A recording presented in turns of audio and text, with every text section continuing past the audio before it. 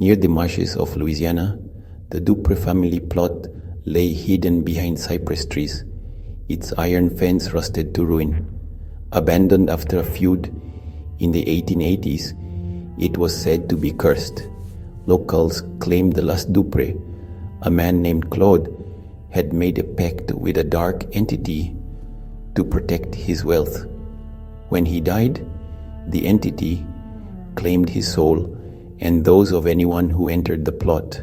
Javier, a groundskeeper hired to clean up the site for a historical survey, didn't believe in curses.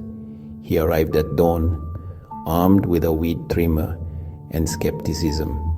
The air was thick with mosquitoes and the stench of decay. As he cleared vines, he found a sunken grave with no name, only a carved symbol resembling an eye. The ground around it was unnaturally cold. By noon, Javier felt watched. Shadows moved at the corner of his vision, vanishing when he turned. He unearthed a locket near the nameless grave, engraved with Claude, forever bound. As he pocketed it, the wind howled and a voice rasped, "You take what's mine." Javier dropped the locket, but the ground shook and muddy hands burst from the grave, clawing at his boots. He ran, but the mush seemed to twist around him, trees shifting to block his path.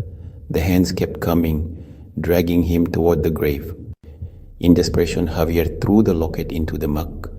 The hands retreated, but the voice whispered, "You owe me now." That night, back at his trailer, the locket reappeared on his table. Shadows gathered outside, and the eye symbol appeared on his door. Javier learned from a local priestess that Claude's pact bound him to guard the graveyard eternally, and taking anything from it transferred the debt. Javier tried to return the locket, but the grave was gone. The entity followed him, its presence growing stronger. He vanished a month later.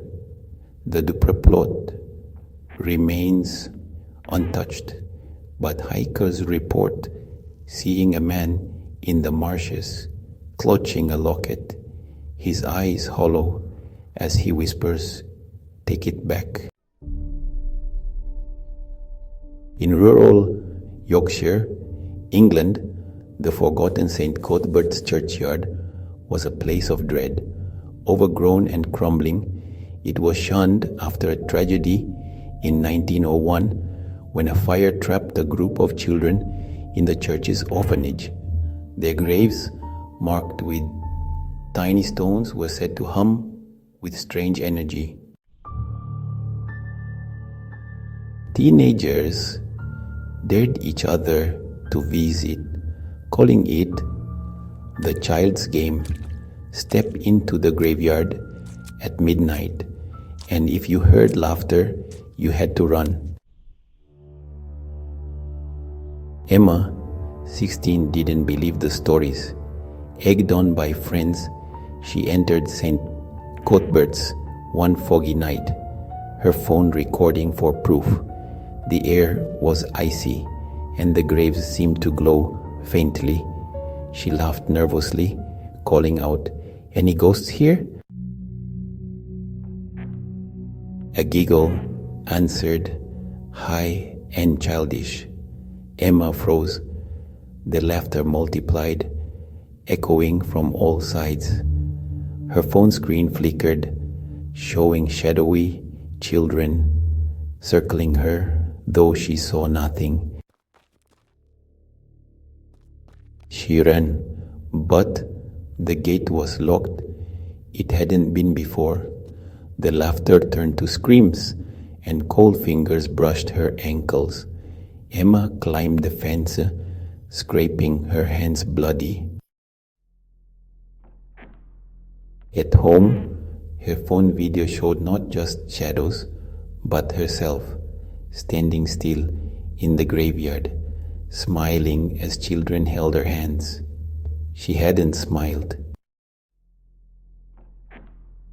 Emma researched the fire and found the children's deaths were no accident.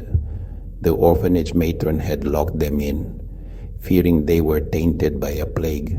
Their spirits, trapped, played their game with intruders, seeking someone to join them. Emma, born sage, prayed, but the giggles followed her. One night, her parents found her room empty, her phone playing the video on loop. At St. Cuthbert's, a new stone appeared, unmarked, and the laughter grew louder. In the hills of West Virginia, the abandoned Harker Cemetery was a place of whispered warnings. Overgrown and isolated, it was said to shift locations, appearing in different clearings overnight. In 1950, a hiker vanished there, and his journal described a grave that followed him.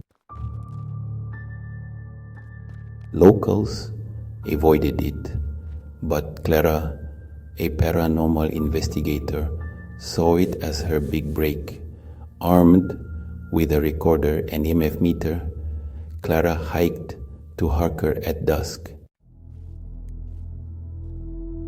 The cemetery was smaller than expected, with weathered stones half sunk in mud. One grave stood out, freshly dug, with no name but a date, May 11th, 2025.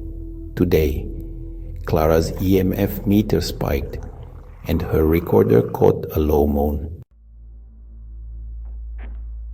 She left it off as wind, but the ground trembled, and the grave slid closer, dirt spilling like water. Clara backed away, but the cemetery seemed to rearrange itself, stones circling her. The moan became words. "You found me." A figure rose from the grave, herself pale and eyeless, smiling. Clara screamed, running blindly. The forest looped, always bringing her back to the grave. Her recorder later captured her voice pleading, though she swore she hadn't spoken. She escaped at dawn, but the grave's date haunted her. Research revealed Harker was built on a Native American burial mound, desecrated by settlers. The spirits, enraged, manipulated time and space, trapping intruders in their pain.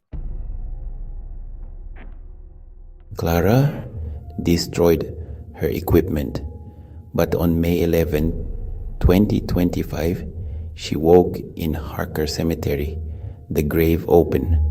No one knows where she went, but hikers report a woman's voice calling from the trees and a grave that moves when you look away.